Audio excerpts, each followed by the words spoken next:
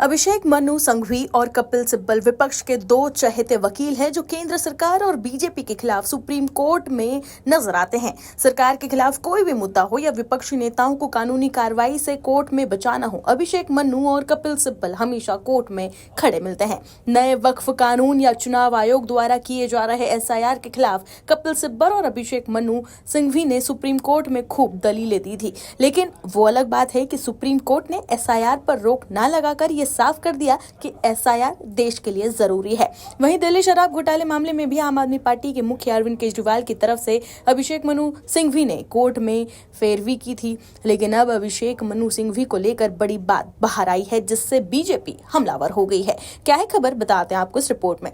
दर्शकों, देश की राजनीति और कानून की दुनिया में एक बड़ा नाम और कांग्रेस के संकट मोचक कहे जाने वाले अभिषेक मनु सिंघवी एक बार फिर चर्चा में है। इस बार वजह उनकी राजनीति नहीं बल्कि उनकी संपत्ति का खुलासा है।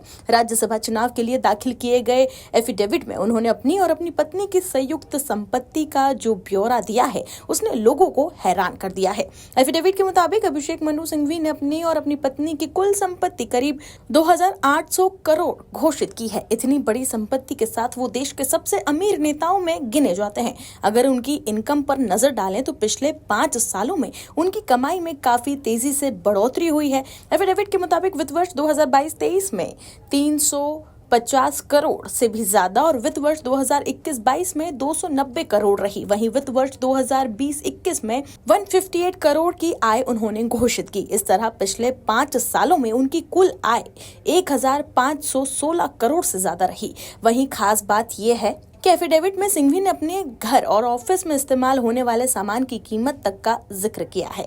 वहीं सिंघवी ने अपने एफिडेविट में ये भी बताया कि उनके पास मौजूदा आर्ट वर्क और पेंटिंग्स की कीमत 25 करोड़ से ज्यादा है। सिंघवी की कांग्रेस के साथ वफादारी की बात करें तो मोदी सरनेम केस में सुप्रीम कोर्ट से राहुल गांधी का राजनीतिक करियर बचाने से पहले सिंघवी नेशनल हेराल्ड केस में भी राहुल गांधी और सोनिया गांधी को जमानत दिला चुके हैं। जब राहुल को कानूनी पचड़ों में वो फंसे हैं, अभिषेक मनु सिंघवी दूत बनकर उन्हें संकट से उबारने का काम करते हुए आए हैं।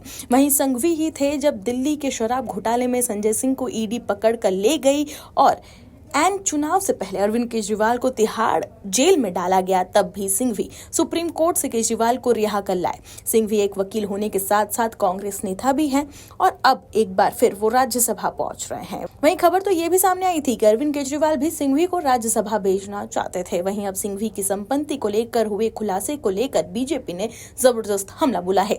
बीजेपी आईटी सेल के प्रमुख अमित मालविया ने एक्स पर लिखा है कि पिछले 5 सालों में अभिषेक मनु सिंघवी की इनकम में आई तेज बढ़ोतरी ने काफी बहस छेड़ दी है। फाइनेंशियल ईयर 2021 में 100-500 करोड़ से लेकर फाइनेंशियल ईयर 2025 में 370 से भी ज्यादा करोड़ तक, जो कि 2036% की जबरदस्त बढ़ोतरी है। सिंघवी ने अब अपने राज्यसभा चुनाव के हलफनामे में 2860 से भी ज्यादा करोड़ की संपत्ति बताई है। इस अचानक हुई कमाई का एक बड़ा हिस्सा ममता बनर्जी की सरकार की वजह से लगता है, जो टैक्स पेयर का पैसा महंगी कानूनी फीस पर उड़ा रही हैं। लगभग हर चीज के लिए कोर्ट जा रही हैं। अक्सर ऐसे मामलों में जो पश्चिम बंगाल के लोगों के हितों के खिलाफ जाते हैं, चाहे वो राज्य के कर्मचारियों के खिलाफ डीए केस लड़ना हो या फिर बेलडंगा केस की तरह दंगाइयों को बचाना हो या फिर तृणमूल सरकार को मुकदमेबाजी की कभी न खत्म होने वाली भूख लगती है, और ये सब बंगाल के टैक्स पेयर से फंडेड है। इसमें उन घोटाले की लंबी लिस्ट भी जोड़ लें जिन्होंने राज्य को कोर्ट तक खींचा है, जैसे कि ration scam, education scam, cash for job scam, साथ ही संदेश खाली से जुड़े केस, आरजेकर रेप और murder case, Kolkata law college case और दुर्गापुर रेप केस। हर विवाद, हर छिपने की कोशिश, हर कानूनी लड़ाई पश्चिम बंगाल के लोगों ने चुकाई है। असल में सिंघवी बंगाल के टैक्स पेयर के पैसे से अमीर हो गए हैं। वहीं अमित मालविया ने आगे ये भी लिखा है कि इससे पहले अरविंद केजरीवाल और आप सरकार ने कथित तौर पर सिंघवी और उनके कानूनी साथियों को लेकर एक्साइज स्कैम में उनका बचाव करने के लिए मोटी फीस भी दी थी। पैटर्न साफ है, कुछ लोगों के लिए पॉलिटिकल स्कैंडल और कुछ चुनिंदा लोगों के लिए भारी कानूनी कमाई, सब जनता के खर्चे पर। दर्शकों, केजरीवाल की सरकार जब दिल्ली में थी उस वक्त आपकी केजरीवाल सरकार पर वकीलों पर करोड़ों रुपए लुटाने के आरोप भी लगे थे। Bureau report, OMH news. आप दर्शकों से विनम्र निवेदन है कि चैनल को सब्सक्राइब जरूर करें